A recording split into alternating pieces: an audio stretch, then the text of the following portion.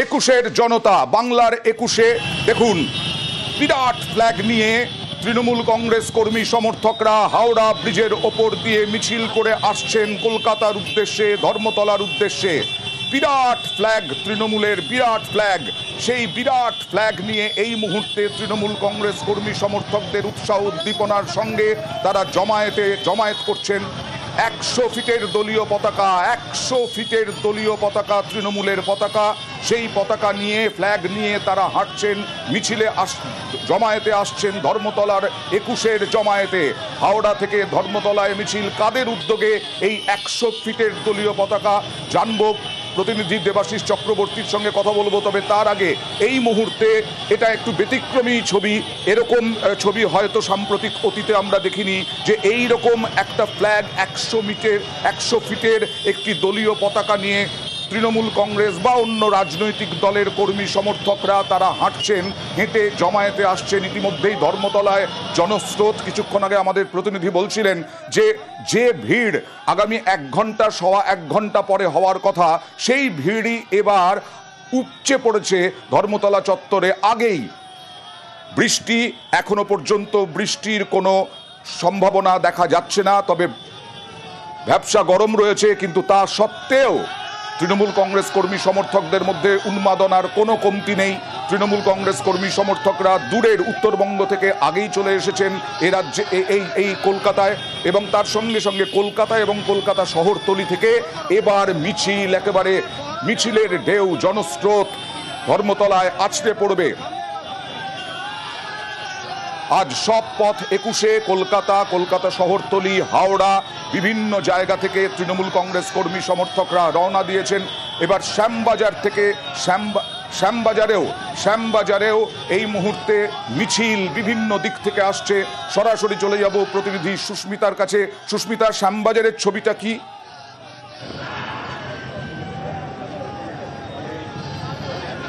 দেখো, শ্যামবাজারে সকাল 11টা পর্যন্ত যে জনপ্লাবন দেখা গিয়েছিল, তার সঙ্গে অবশ্যই যে মিছিল এই মুহূর্তে শুরু হয়েছে, যে মিছিল এই মুহূর্তে কলেজ স্ট্রিট পেরিয়ে ধর্মতলা অভিমুখে যাচ্ছে।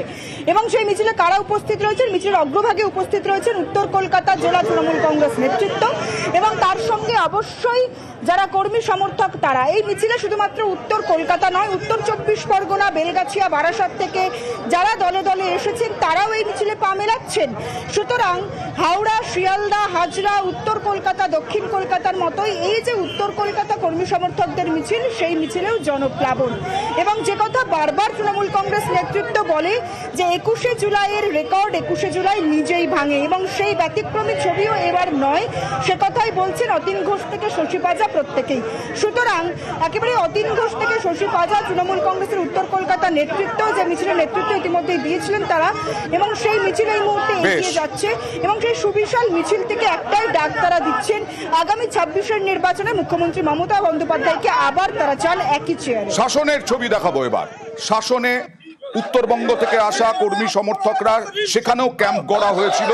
সেই উত্তরবঙ্গ থেকে আসা কর্মী সমর্থকরা এবং ওই এলাকার মানুষজন সকলেই হাঁটছেন এই মুহূর্তে জাতীয় সড়ক ধরে। কথা বলবো প্রতিনিধি জিয়াউলের সঙ্গে। জিয়াউল, একদম দেখো, অর্থাৎ 21শে সমাবেশে ধর্মতলায় যোগ দেওয়ার জন্য কিন্তু এই জেলা থেকে, অর্থাৎ জেলা না উত্তরবঙ্গ থেকেও কিন্তু 12 নম্বর জাতীয় সড়ক এবং রাজারহাট রোড ধরে কিন্তু মানুষের একটা লম্বা লাইন, অর্থাৎ কয়েক হাজার গাড়ি এই মুহূর্তে কিন্তু ধর্মতলা মুখী, এবং তারা কিন্তু এসে অর্থাৎ মিছিল করেই কিন্তু এই গাড়ি ঢুকছেন এবং এখান থেকে কিন্তু তারা ধর্মতলা উদ্দেশ্যে রওনা হয়েছেন।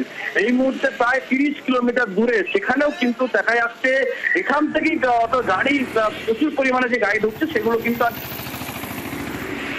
এখান থেকে ব্যারিকেড করে আটকে দেওয়া হচ্ছে প্রশাসনের পক্ষ থেকে। তার কারণ এই গাড়ি পুরো ঢুকলে পুরোপুরি অবরুদ্ধ হয়ে যাবে করা হচ্ছে। ফলে এই মুহূর্তে কিন্তু প্রায় কয়েক হাজার মানুষ, কয়েক হাজার গাড়ি এই মুহূর্তে ধর্মতলার মুখ। অর্থাৎ যেটা বলছিলাম যে বিভিন্ন জায়গা থেকে প্রচুর মিছিল এই মুহূর্তে, কারণ 9টা থেকে 11টা হাইকোর্টের নির্দেশ ছিল যে মিছিল এক পাশ দিয়ে, মিছিল কোনো যানজট করা যাবে না, যানজট যেন না হয়, রাস্তা যেন বন্ধ না হয়। ট্রাফিক পুলিশ পাশ করে গেল। হাইকোর্ট নির্দেশ মানায় হাইকোর্ট যথেষ্ট খুশি এবং কলকাতা পুলিশের ভূমিকায় যথেষ্ট সন্তুষ্ট। কথা বলবো প্রতিনিধি অর্ণবের সঙ্গে। অর্ণব, বিচারপতি তীর্থঙ্কর ঘোষ কি বললেন পর্যবেক্ষণে? দেখো, সাম্প্রতিক সময়ে নজিরবিহীন একটা রায়, এবং সেই রায়ে এই 21শে জুলাইয়ের মতো যেখানে লাখো লাখো মানুষের সমাবেত, সেখানেই সকাল 9টা থেকে 11টা ট্রাফিক মুভমেন্ট যাতে কোনোভাবে বাধা বিঘ্নের মধ্যে না পড়ে, 9টা থেকে 11টা সেই নির্দেশ ছিল। এবং বিচারপতি তীর্থঙ্কর ঘোষ তিনি তার সল্ট লেকের বাসভবন থেকে 10:30টার আগেই হাইকোর্টে এসে পৌঁছান, কোন রকম সমস্যা ছাড়া, আমরা যা সূত্র মারফত জানতে পারি। এবং এজলাসে যখন আইনজীবীদের সঙ্গে দৃষ্টি আকর্ষণ পর্ব হয়, বিভিন্ন গুরুত্বপূর্ণ মামলা জরুরি শুনানি, মামলার অনুমতি নেওয়ার কাজটা চলে, সেই সময় আইনজীবী, সেখানে রাজ্য সবকটা আইনজীবী উপস্থিত ছিল, সেখানে সরাসরি বিচারপতি তীর্থঙ্কর ঘোষ বললেন যে রাস্তার ট্রাফিক নিয়ন্ত্রণ খুব ভালো হয়েছে, পুলিশ সেটা করেছে, এবং রাস্তায় যখন আসা যাচ্ছে তখন আইনজীবীরা কেন সিদ্ধান্ত নিচ্ছে শুনানি আটকাতে। এবং বিচারপতি সরাসরি এবার আইনজীবীদের দিকে আঙুল তুললেন। তিনি বললেন রাস্তায় ট্রাফিকের কোনো সমস্যা নাই, আমার নির্দেশে কি হলো সেটা বড় বিষয় নয়, কাজ করার মানসিকতাটা থাকা দরকার, কাজ করবেন না বলেই শুনানি আটকাতে আইনজীবীদের তরফে একটি সিদ্ধান্ত নেওয়া যে একতরফা শুনানি যাতে না হয়, বোথ সাইডে লয়ার না থাকে, সেখানে নির্দেশ দান না হয়, এটা একটা দীর্ঘদিনের রীতি। অর্থাৎ যে কলকাতা পুলিশের সুনাম ঐতিহ্য রয়েছে, সেই কলকাতা পুলিশের দক্ষতা যে আছে, কলকাতা পুলিশ যে পারবে, এটা তো হাইকোর্টও ভেবেছিল। তাই হাইকোর্ট যে পরীক্ষায় বসিয়েছিল 21শে জুলাইয়ের মতো দিনে কলকাতা পুলিশকে, সেখানে সসম্মানে উত্তীর্ণ হয়েছে কলকাতা পুলিশ। তাই খোদ বিচারপতি মুক্তি যে এই ধরনের পুলিশের জন্য প্রশংসনীয় কথা, এবং ট্রাফিক নিয়ন্ত্রণ খুব ভালোভাবে হয়েছে এবং রাস্তাঘাটে যে আসা যাচ্ছে, এই বিষয়টা তিনি সরাসরি আইনজীবীদের মধ্যে নিজের অভিমত ব্যক্ত করেন। ওকে, আর 21শে জুলাই যে মঞ্চ, সেই মঞ্চ থেকে আক্রমণ হবে, রাজনৈতিক আক্রমণ হবে, বিজেপিকে তুলোধনা করবেন মমতা বন্দ্যোপাধ্যায়, অভিষেক বন্দ্যোপাধ্যায় তার আগেই আক্রমণ শোনালেন, এই 1 ইঞ্চি জমি ছাড়া যাবে না, আজকে প্রতিজ্ঞা করতে হবে, যারা সংবিধানকে ধ্বংস করছে, যারা ডেমোক্রেসি, গণতন্ত্র জন্মভূমির গণতন্ত্রকে ধ্বংস করছে, তাদের বিরুদ্ধে লড়াইয়ের প্রতিজ্ঞার কথা বললেন। এবং তার সঙ্গে সঙ্গে বাঙালি সংস্কৃতির ওপরে যে হামলা, যে হানা, তার বিরুদ্ধে লড়াইয়ের প্রতিজ্ঞা করতে হবে, এই সমস্ত কথাও তুলে ধরলেন। অর্থাৎ বললেন আমরা আত্মসমর্পণ করব না। এখানেও বিজেপি এবং কেন্দ্রকে তোপ অভিষেক বন্দ্যোপাধ্যায়ের।